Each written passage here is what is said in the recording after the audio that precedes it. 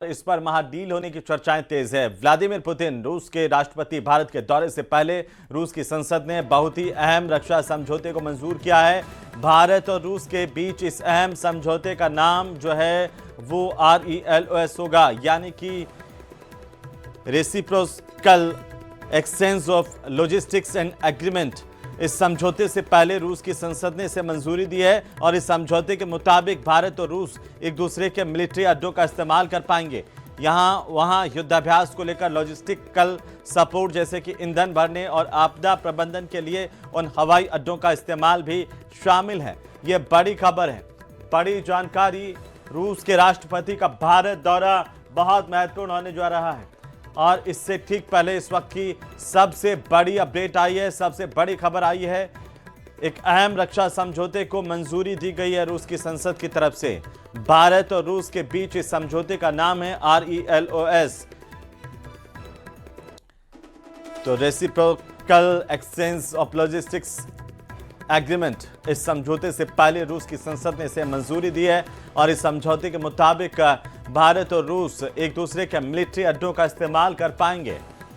वहां पर युद्धाभ्यास से लेकर के लॉजिस्टिकल जो सपोर्ट हैं, जैसे कि ईंधन भरने, आपदा प्रबंधन के लिए अड्डों का इस्तेमाल इसमें शामिल है।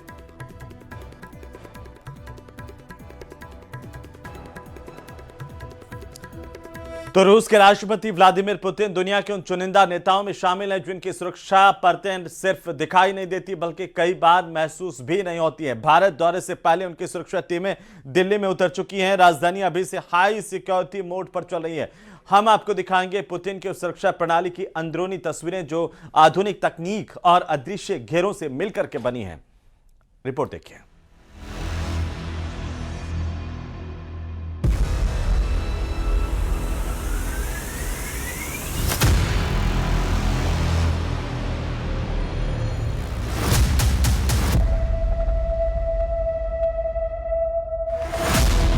दुनिया का सबसे जटिल सुरक्षा घेरा।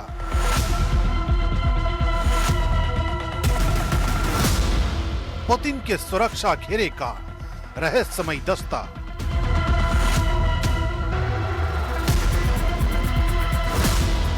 खामोशी में छिपी रूस की सुरक्षा शक्ति।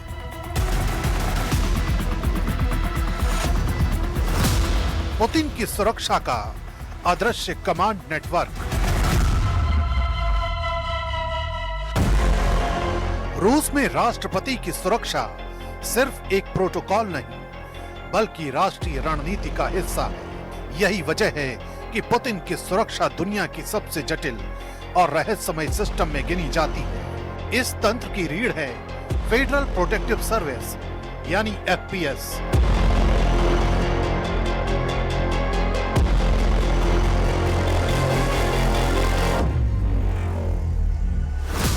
जिसके भीतर मौजूद एलीट SBP यूनिट पुतिन की हर गतिविधि पर नजर रखती है। यह सुरक्षा मॉडल दो हिस्सों में बटा होता है, एक वो जो लोगों को दिखता है और दूसरा वो जो किसी को दिखाई नहीं देता।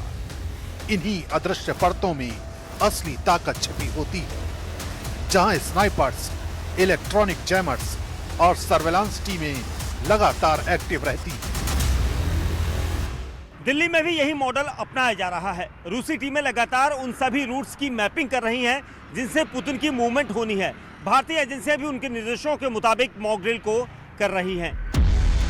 पुतिन जहां भी जाते हैं वहां पहले एडवांस टीम भेजी जाती है जो इलाके की हर संवेदनशील परत को स्कैन करती है। इमारतों की ऊंचाई से लेकर भीड़ की प्रकृति तक हर एलिमेंट का जोखिम समझा जाता है। राष्ट्रपति पुतिन के सामने दिखने वाले बॉडीगार्ड केवल पहली लेयर होते हैं। असली सुरक्षा दूर तैनात स्नाइपर्स, आर्म्ड सपोर्ट टीम और इलेक्ट्रॉनिक निगरानी तंत्र के बीच फैली रहती है। पुतिन का काफिला भी अत्याधुनिक होता है जो अचानक दिशा बदल सकता है और खतरे की स्थिति में तुरंत सुरक्षा कवच बन जाता है। ये पूरा सिस्टम एक सैन्य ऑपरेशन की तरह काम करता है। पुतिन की मूवमेंट और लोकेशन अक्सर आखिरी समय तक गुप्त रखी जाती हैं। इसका मकसद किसी भी योजनाबद्ध खतरे को समय रहते रोकना और विरोधी को भ्रमित करना होता है।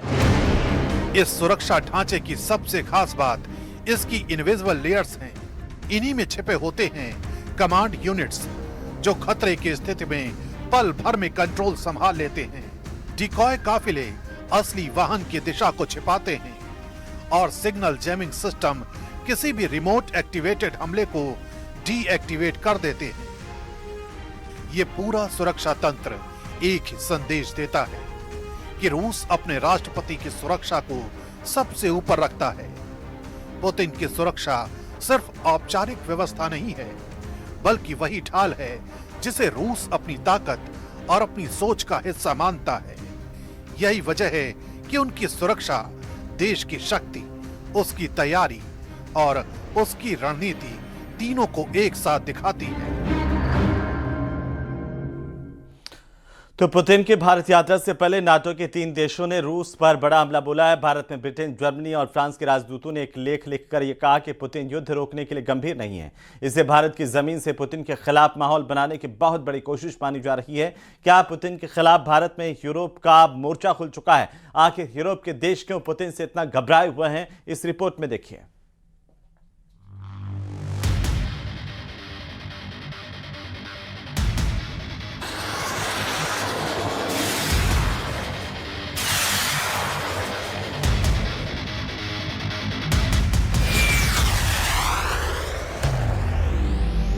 पुतिन का भारत दौरा भारत के दुश्मनों की नजर में है, क्योंकि इस दौरे पर सबसे ज्यादा चर्चा हो रही है रूस के 2 बहुत ही खतरनाक हथियारों की।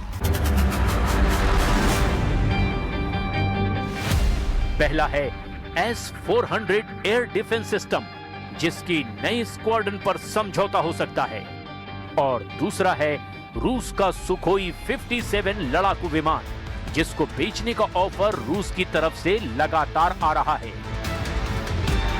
भारत और रूस की रणनीतिक साझेदारी, जिसमें हथियारों का भी तड़का है और एक दूसरे के हितों की खातिर ढाल बन जाने का जज्बा भी।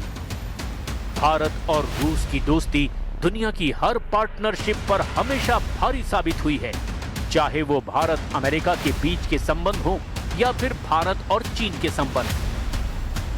जब रूस और यूक्रेन में बहुत खतरनाक युद्ध चल रहा है, इस दौरान पुतिन का देश से बाहर जाना बहुत कम हुआ है।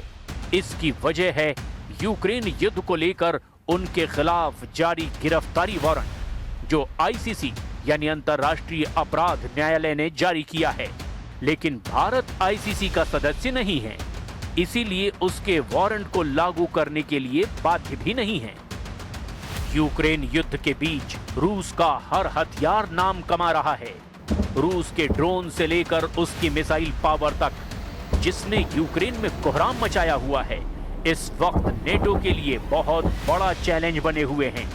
लेकिन पुतिन के प्रीमियम क्लास के हथियार ऐसे हैं जिनको अब तक युद्ध में पूरी तरह नहीं उतारा गया है, और इन्हीं में 2 सबसे खास हथियार हैं, S-400 एयर डिफेंस सिस्टम और 5वीं पीढ़ी का फाइटर जेट सुखोई 57। ये दोनों हथियार इस वक्त भारत की मिलिट्री ताकत बढ़ाने के लिए तैयार हैं। दोनों ही रूस के सबसे नए और सबसे आधुनिक हथियारों में गिने जाते हैं, और ये नेटो देशों के लिए भी ऐसी पहेली बने हुए हैं जिसका जवाब वो अब तक नहीं तलाश पाए हैं। ये दोनों ऐसे हथियार हैं जिनका असली इस्तेमाल तब देखने को मिलेगा जब रूस और नेटो के बीच सीधी टक्कर होगी। यूक्रेन के युद्ध में अभी तक पुतिन की ऐसी ही ताकत देखकर नेटो देश पर्दे के पीछे से एक्टिव हैं। इस वक्त लड़ाकू विमानों में सबसे ज्यादा चर्चा रूस के सुखोई 57 की हो रही है।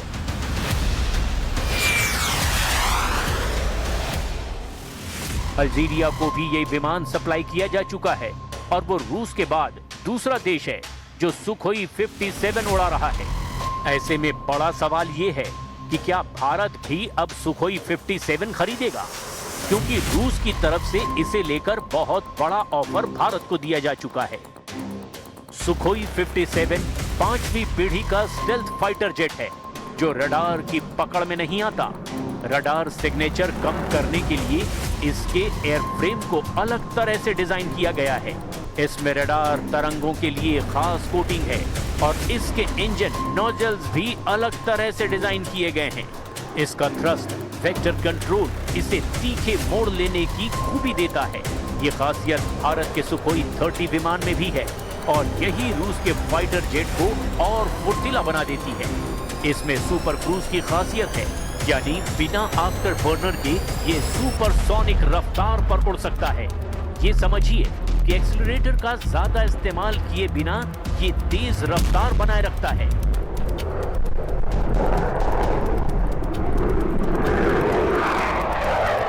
सुखोई 57 को हाल ही में दुबई एयर शो में देखकर पूरी दुनिया हैरान रह गई। इसकी उड़ान, इसका फुर्तीलापन, सब कुछ ऐसा है जिसका मुकाबला अमेरिका का F-35 जेट भी नहीं कर सकता। हालांकि F-35 रूस के सुखोई 57 से बेहतर है, इसका दावा डोनाल्ड ट्रंप लगातार करते रहे हैं। दुबई एयर शो में ये विमान एक साथ एक ही हवाई अड्डे पर मौजूद थे। एयर शो में तो इनकी टक्कर पूरी दुनिया ने देखी है, लेकिन युद्ध वाले आसमान में इनका एनकाउंटर अभी तक नहीं हुआ है, क्योंकि अगर ऐसी नौबत आई तो समझ लीजिए वर्ल्ड वॉर का खतरा पैदा हो जाएगा। 14 मीटर लंबा ये जहाज 10 टन वजन के हथियार लेकर उड़ सकता है।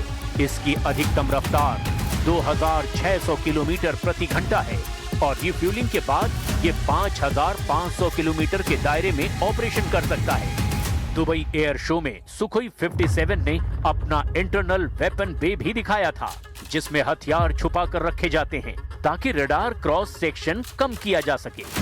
भारत के लिए सुखोई 57 जैसा कोई स्टेल्थ विमान जल्दी लेना एक मजबूरी भी है, क्योंकि पाकिस्तान को चीन अपना J-31 स्टेल्थ फाइटर देने वाला है, जबकि भारत का अपना स्टेल्थ प्रोजेक्ट AMCA यानी एडवांस्ड मीडियम कॉम्बैट एयरक्राफ्ट 2025 से पहले वायुसेना में शामिल होना मुश्किल नजर आता है।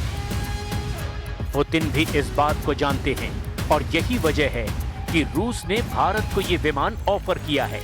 वैसे पुतिन का ये विमान अब रूस के हर दोस्त को पेश किया जा रहा है और भारत भी इसी फहरिस्त में है। रूस की तरफ से ये भी ऑफर है कि सुखोई 57 को भारत में ही बनाया जाए, जैसे भारत सुखोई 30 MKI को पिछले 2 दशकों से HAL यानी हिंदुस्तान एरोनॉटिक्स लिमिटेड की फैक्ट्री में बनाया जा रहा है। वैसे भारत के लिए सुखोई 57 जैसा ऑफर 2015 में भी था,